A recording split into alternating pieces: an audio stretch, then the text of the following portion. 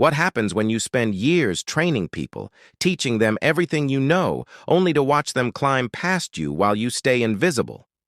That's exactly what happened to me, and the anger, disbelief, and betrayal I felt are still raw in my memory. 6 people I had poured myself into, mentoring day after day, showing every shortcut, every strategy, every secret to success, got promoted over me. And I stayed behind, unrecognized, uncredited, watching as the ladder I had built for them became their path to glory, while I remained stuck on the ground. If you want to experience every shocking twist of this story, the drama, the betrayal, the moment when the tables finally turned, hit subscribe to Roots of Revenge, smash the like button, and comment your thoughts because this story is about to get intense. It all started quietly, in an office that felt more like a pressure cooker than a workplace. I had joined with ambition and drive, ready to climb, but also willing to help others succeed. That's how they came into my life. The 6 people who would eventually rise above me. Bright, eager, and full of potential, they looked up to me for guidance. I spent hours with them, walking them through complicated projects, sharing strategies I had spent years learning, showing them how to impress management, how to navigate office politics, how to position themselves for promotions. I thought I was creating a team, building loyalty, maybe even creating a future where all of us succeeded together. But I was blind to the consequences. They absorbed everything I taught them, polished it, and presented it as their own brilliance. Projects we had brainstormed together became their accolades. Presentations I had rehearsed with them became the highlight of management meetings. Strategies I had meticulously drafted were implemented and celebrated as their ideas. When promotion time came, I watched in silence, stomach twisting, as one by one they were elevated. And I remained in the same position, my work invisible, my name absent from recognition, my ambitions quietly crushed. I remember sitting at my desk the day the last promotion was announced. It should have been a moment of pride, but it was agony. Seeing their names on the announcement, hearing the applause in the conference room, feeling the excitement radiating from their desks, it was like a knife twisting in my chest. And yet no one seemed to notice my absence from the list.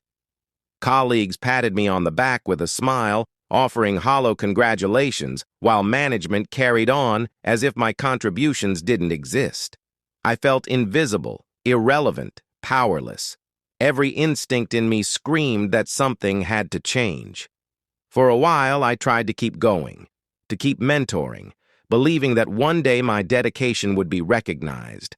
But every attempt at visibility was overshadowed by their success. Every idea I pitched, every project I led, was either credited to someone else or dismissed quietly. The frustration began to build, slow and steady, until it became impossible to ignore. And then I realized something. I held the key to everything. I had trained them, taught them, shaped them. And now I could stop. I could pull away, let the system that had ignored me begin to unravel without my guiding hand. The first day I stopped mentoring was quiet. I watched from my desk as they struggled to navigate tasks that had once been second nature with my guidance. Subtle mistakes started appearing, deadlines were missed, and confidence faltered. At first, they tried to adapt, thinking perhaps I was just busy, unavailable. But when I continued to withdraw, to refuse coaching, the cracks widened. I could feel a dark satisfaction rising, not cruelty, not revenge yet, but a sense of justice, the natural consequences of ignoring someone who had built your success. 2 months later, the unexpected happened. One by one, they came to me, hesitant, nervous, almost embarrassed, asking for guidance, for advice, for the strategies they had once absorbed effortlessly. The same people who had celebrated their promotions over me were now begging for help, desperate to recover the momentum they had lost without my mentorship. The shift in power was intoxicating and overwhelming. The realization hit me like a storm. I had been invisible, undervalued, overlooked, but now I held the control. The tables had turned, and they were no longer in charge. They were dependent on me. Every interaction carried tension, unspoken emotions, and a subtle acknowledgement of the past. Their eyes avoided mine at first, hesitant, ashamed, but also desperate, and I could feel the shift in energy. The roles had reversed, and with that reversal came a complex mixture of satisfaction, anger, and reflection.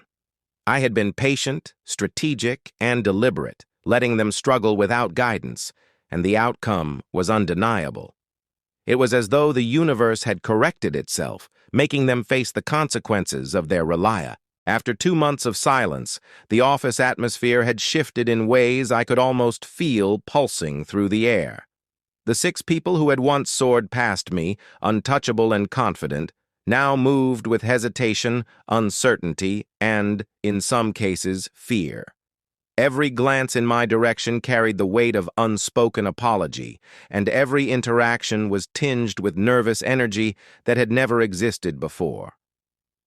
I remember one morning in the break room, when one of them approached me with a tentative smile, coffee trembling slightly in their hand, voice low and cautious.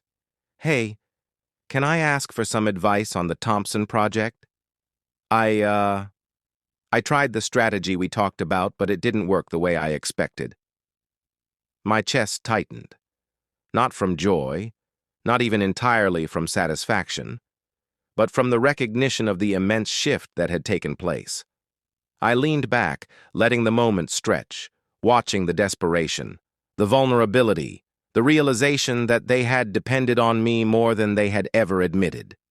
It was a delicate, intoxicating dance of power, patience, and quiet revenge. The day unfolded like a slow-motion film, each interaction revealing cracks that had been invisible during their meteoric rise. Emails went unanswered, presentations faltered, mistakes that I had anticipated for months began to appear. And suddenly, the office hierarchy felt unstable, as if a carefully stacked house of cards had been nudged just slightly, and the pieces were now wobbling, teetering dangerously. I had stopped giving guidance, stopped stepping in, stopped smoothing the edges of their work, and the consequences were immediate. I walked past their desks and could feel it, the eyes darting away, the fingers hesitating on keyboards, the subtle shift in posture that screamed uncertainty. Every mistake they made, every hesitant glance my way, was a testament to the power of knowledge I had chosen to withhold. By the second week, the tension became unbearable for them. They started coming in pairs, then trios, eventually approaching me like moths drawn to a flame they had once ignored. "Could you review this?" one whispered, almost ashamed. Another muttered, I don't know how to handle this client without your insight." And when I looked at them, really looked, I saw the layers of regret, embarrassment, and a dawning comprehension of the debt they had ignored. For the first time, they weren't in control. They were reliant, and their confidence, once so effortless, was replaced with fear and hesitation.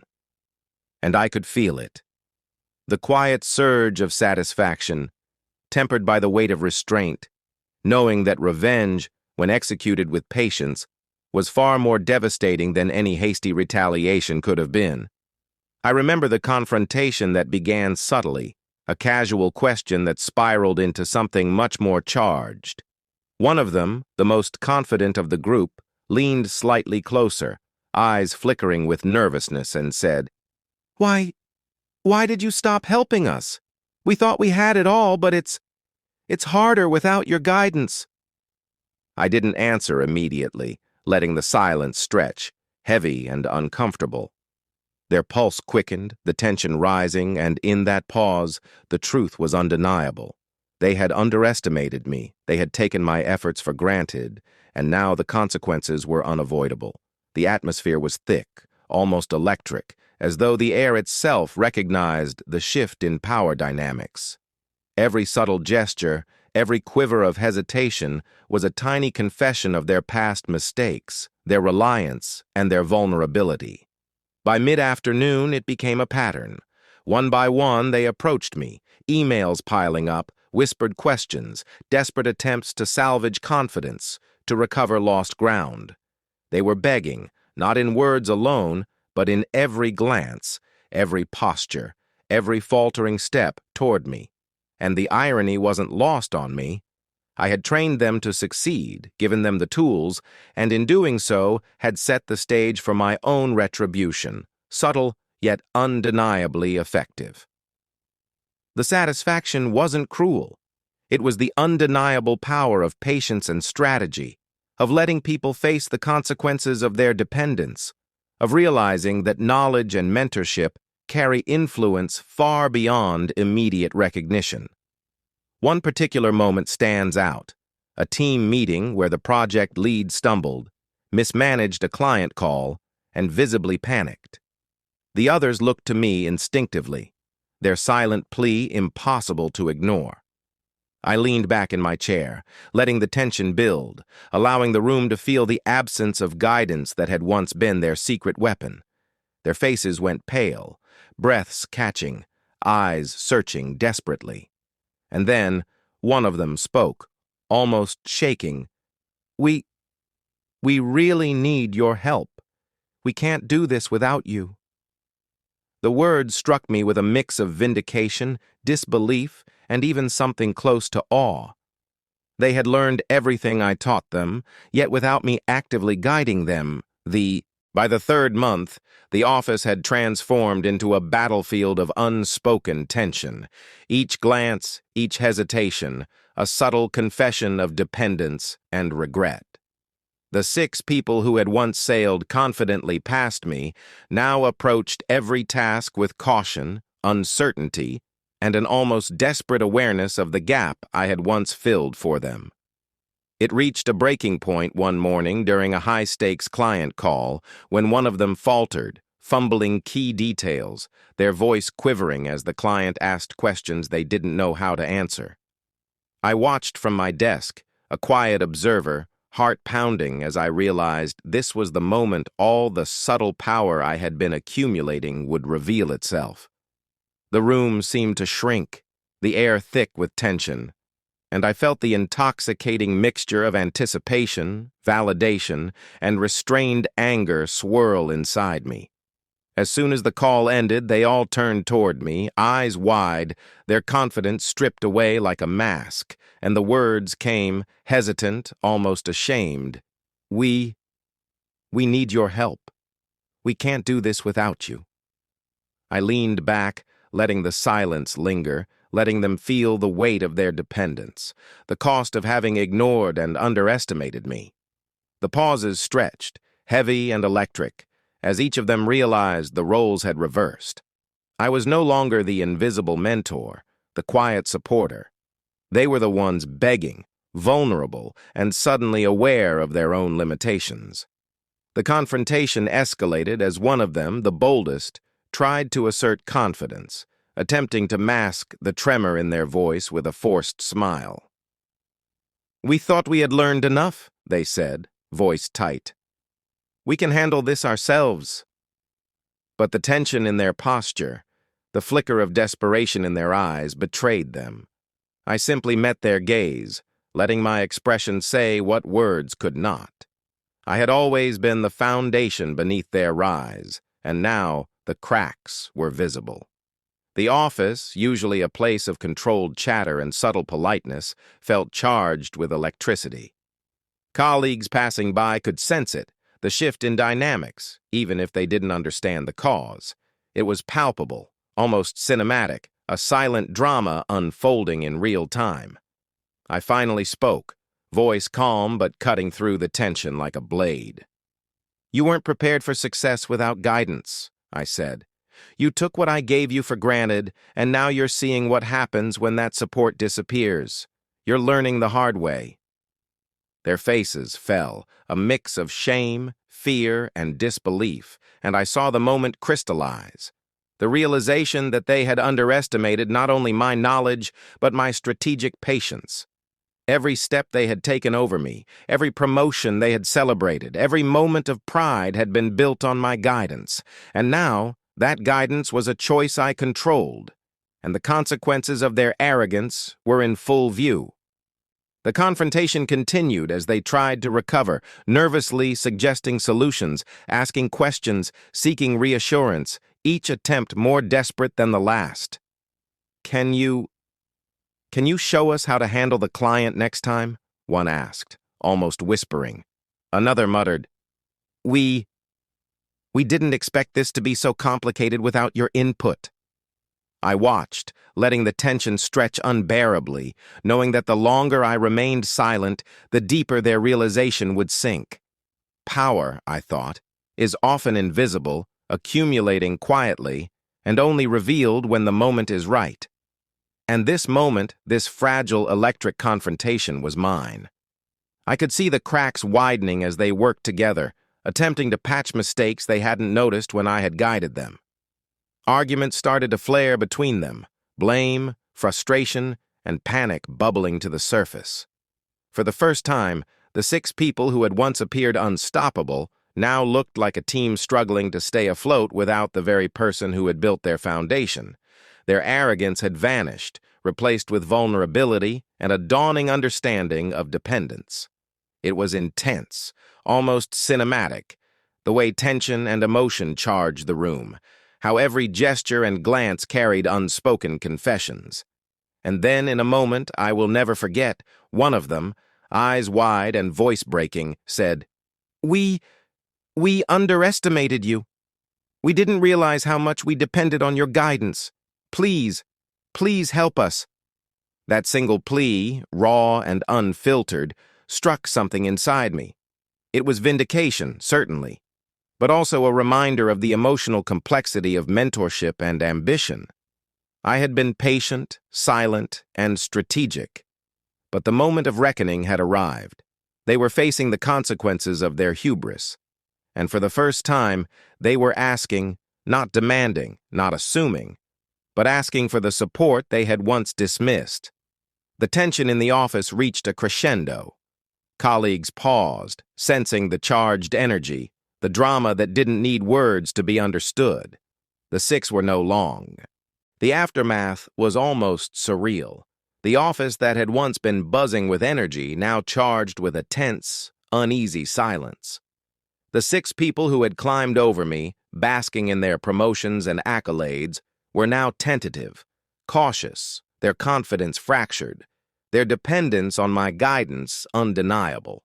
It was visible in every hesitant step, every furrowed brow, every glance that sought my approval or reassurance before a decision could be made.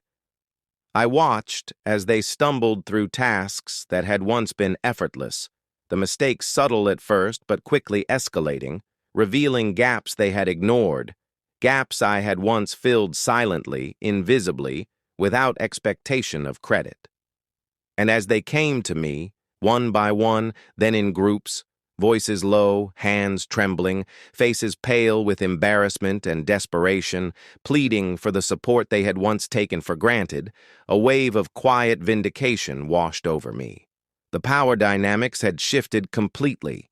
For months they had seemed untouchable, their success unshakable, but now, humbled, they were reminded that growth without guidance was fragile, and that the foundation of their achievements had always rested on my unseen effort. It was more than professional correction. It was deeply emotional, almost cinematic, as if the office itself had become a stage for the slow, inevitable reckoning of ambition, arrogance, and consequence. They apologized, faltered, admitted mistakes, and for the first time acknowledged that my mentorship had been indispensable. The tension that had built silently over 2 months of withdrawal reached a crescendo, not with anger, but with recognition, respect, and the subtle triumph of patience and strategy. I could feel the weight of the moment, the balance of power completely inverted, and the quiet satisfaction of seeing people who had once dismissed my contribution now aware of its gravity. The dynamic that had seemed permanent, the hierarchy of promotions, the celebrated accolades, the unquestioned confidence, was now fragile, dependent, and in many ways entirely in my control. By the end of the week, the ripple effects extended beyond individual interactions. Their faltering performance caught the attention of management, clients, and colleagues, creating subtle yet undeniable consequences. What had once seemed like effortless success was now a reminder that preparation, guidance, and unseen labor matter more than confidence alone. And in the midst of it, I realized something profound. My value had always been underestimated, my patience had always been mistaken for passivity, and the consequences of ignoring someone who quietly shapes success are unavoidable.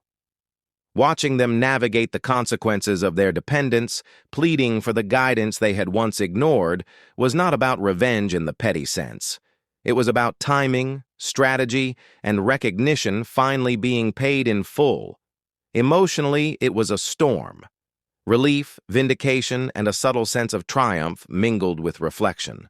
I could see the humility creeping in, the respect earned not through confrontation, but through the quiet demonstration of the weight of expertise and influence.